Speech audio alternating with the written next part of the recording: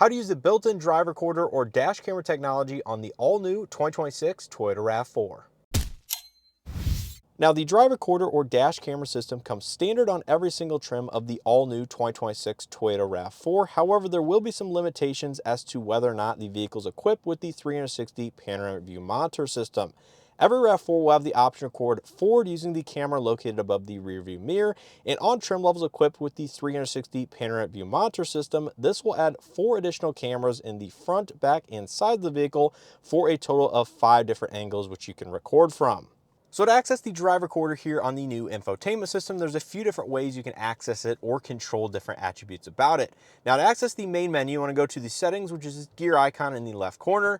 Immediately, you can scroll down to drive recorder, hit drive recorder, and then you'll be within the main menu to access certain clips, save a new clip, or change some of these settings and preferences about how the system operates. Now you can see you can enable and disable the drive recorder entirely with a little toggle at the top of the corner there. It gives you a little privacy consent form, which you have to accept because it is illegal at times, depending on the situation, to actually record other people without acknowledging it. But then once it is enabled up there, you can see you can save a new clip by just pressing that. It will overwrite older clips if you have more than, I think, 4 or 5 on the infotainment system. New clips will replace the oldest. You can say it saves 20 seconds after and 10 seconds before pushing this button, so it will capture things that did happen in the previous 10 seconds before pressing that button. Going over to library, it gives you up to 4 clips can be recorded manually in terms of a manual recording. Up to 5 clips are auto-recorded during incidents, so there's different sensitivity you can change for incidents. Continuous loop, view 1-minute clips from the continuous 90-minute front camera loop, so that is the one mounted above the mirror itself.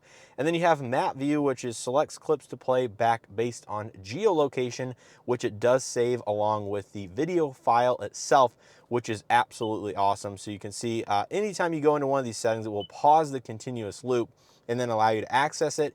And you can see all of these different clips that have been recorded with this particular RAV4 over the last couple days. Maybe you have to actually scroll in a little bit further.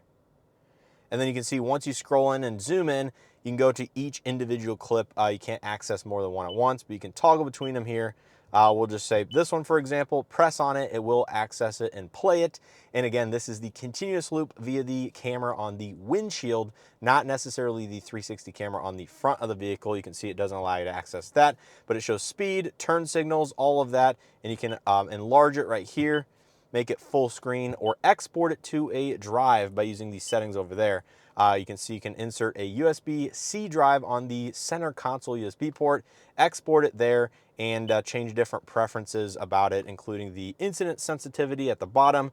So you have low, normal, and high and off. So basically it will never record incidents if you have it turned off, but you can manually store the clips and turn on overwrite settings as well as automatic clip storage. So if you have a USB plugged in and just want it to automatically record to that particular drive, you can automatically select it to do so, which is nice for a dash camera if you want to have the physical file saved to the USB instead of only here on the main infotainment system, because it will override it over time as there is a limited amount of storage. So that is basically the system in a nutshell. In terms of accessing different features about it, there's a new quick access menu in the corner. You can see there's a little record icon right here. So if you want to, you're driving down the road and want to save a clip manually, you can simply click on record, and you can see it says saving 20-second clip, which is a 10-second before and a 20-second clip after. So 30-second total. It will go ahead and save that to your manual clip storage. So it says clip saved,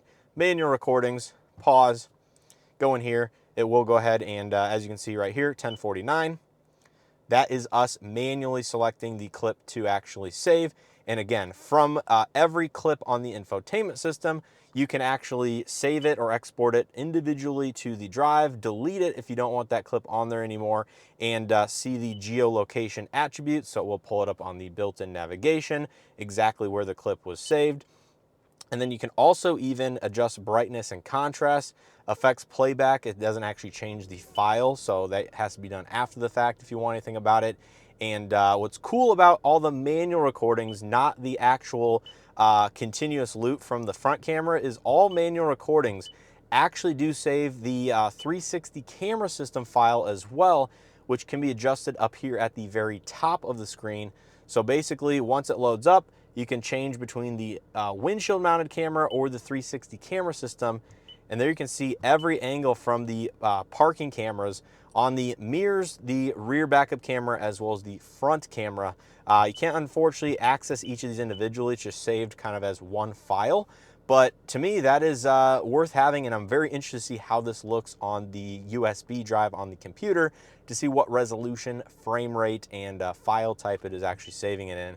But I don't think there's any audio data that comes with this that I can distinguish as of this drive, but pretty cool stuff, this drive recorder, and I'm glad Toyota has implemented it here with this next generation infotainment system.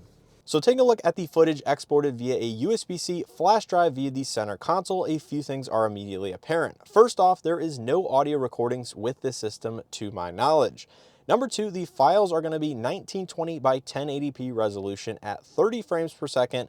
Each clip is 30 seconds long, and they're 30 megabytes in overall file size, which means roughly 1 second of recording is going to be equivalent to 1 megabyte of data. For vehicles equipped with the 360 camera system, you may have 2 clips recorded simultaneously, either on the head unit or via the flash drive, one for the front main camera, and then one combining all of the 360 cameras into one single file, splitting the viewpoints equally across the screen. Now, in terms of quality, I will let you guys decide for yourself, but the main camera appears to be a little bit washed out in terms of overall color, and the resolution is high enough to see finer details while stopped, but maybe a little bit hard to distinguish license plate or other road information while moving.